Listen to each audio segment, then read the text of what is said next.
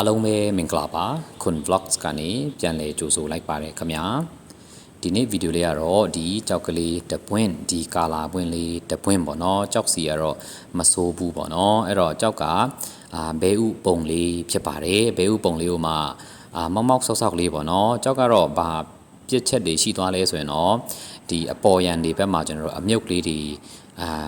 ရှိနေတယ်ပေါ့နော်ပတ်နေတယ်ပေါ့နော်အဲ့ဒီအမြုပ်လေးတွေပါတာတခုရယ်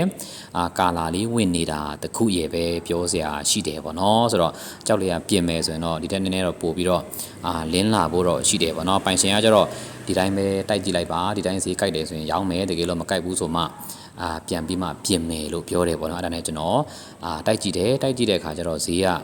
9သိန်းအမြင့်ဆုံးဈေးပေးတယ်ပေါ့နော်အဲ့တော့9သိန်းပေးတဲ့အခါကျတော့ကျွန်တော်ချိတ်ပြီးမှပိုင်ရှင်ကိုမေးကြည့်တော့ပိုင်ရှင်က9သိန်းဆိုရင်တော့မစိုးပါဘူးတဲ့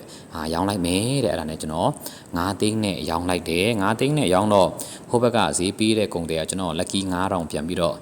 တောင်းသွားသေးတယ်ပေါ့နော်ဆိုတော့9သိန်းနဲ့ပိုင်ရှင်ရောင်းခိုင်းတော့ကျွန်တော်လည်းရောင်းပေးလိုက်ပါတယ်ရောင်းပြီးတော့ဟိုဘက်ကကုန်တွေကိုကျွန်တော်9000တော့ပြန်ပြီးတော့ lucky ပေးလိုက်ရတယ်ပေါ့နော်ဒါတော့တဲ့တဲ့နေရာလေးနားမှာပေါ့နော်အဲ့တော့ဝယ်သွားတဲ့ကုန်တွေကတော့သူဒါလေးကိုအထည်စင်မဲ့ပုံစံလေးပေါ့နော်အဲ့တော့အားလုံးဒါကတော့9သိန်းနဲ့ရောင်းလိုက်တဲ့ဗီဒီယိုလေးဖြစ်ပါတယ်အားလုံးကျေးဇူးတင်ပါတယ်အားလုံးဘိုင်ဘိုင်ပါအားလုံးတက်တာပါခင်ဗျာ